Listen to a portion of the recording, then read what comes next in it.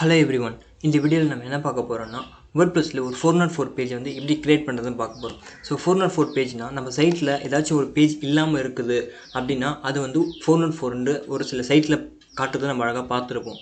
இப்போ அந்த மாதிரி நம்ம சைட்டுக்கு எப்படி ரெடி பண்ணலாம்? இப்போ ஏதோ நான் இப்போ URL நான் இப்போ டைப் பண்றேன்னா இப்போ வந்து எனக்கு எங்க போகும்னு பாத்தீங்கன்னா இப்போ index.php போய்டும். index.php ல போய்ட்டு எம்ப்டியா இருக்குது அப்படின்ற மாதிரி வந்திருக்கு. ஓகே அதே மாதிரி டைட்டில் வந்து பாத்தீங்கன்னா ஹோம் பேஜ். நான் ஸ்டாட்டிக் அண்ட் டைட்டில் கொடுத்தனால டைட்டிலும் இதே மாதிரி வந்திருக்கு. சோ இந்த டைட்டிலையும் வந்து டைனமிக்கா மாத்தணும். நம்மளோட 404 பேஜையும் கிரியேட் பண்ணனும். இப்போ வந்து என்ன பண்ண போறோம்னா நம்மளோட தீம் ஃபைலுக்கு வந்துறேன். தீம் ஃபைல்ல வந்துட்டு புதுசா ஒரு ஃபைல் கிரியேட் பண்ண போறோம். get header அப்படினு ஓகேங்களா அதுக்கு அடுத்து get_footer ஓகேங்களா இப்போ அதுக்கு அப்புறமேட்டுக்கு நம்ம h1 டாக்ல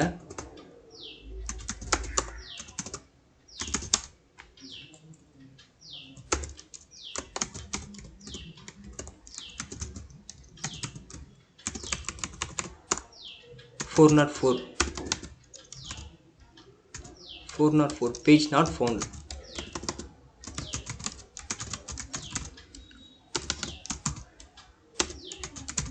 இத வந்து நம்ம சேவ் பண்றப்போ நம்ம எப்படி சேவ் பண்ணனும்னு பாத்தீங்கன்னா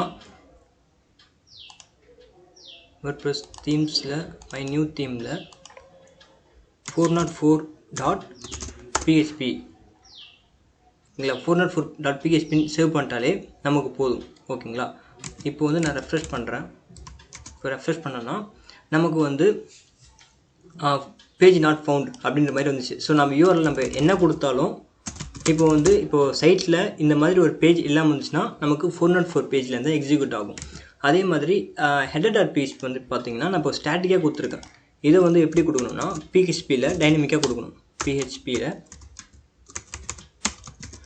wp_title இப்படி கொடுத்துட்டு நம்ம இப்போ ரெஃப்ரெஷ் பண்ணோம்னா நமக்கு டைட்டிலும் டைனமிக்கா ஜெனரேட் ஆயிடும் சோ இதுக்கு நம்ம ஏதாச்சும் இன்னும் டிசைன்ஸ் ஏதாச்சும் கிராண்டா கொடுக்கணும்னா நமக்கு ஏத்த மாதிரி நம்ம டிசைன் பண்ணிக்கிட்டோம்னா நம்மளோட 404 பேஜ் ரொம்ப சூப்பராவே இருக்கும் ஓகேங்களா Thanks for watching this video so இந்த வீடியோ பிடிச்சிருந்தா லைக் பண்ணுங்க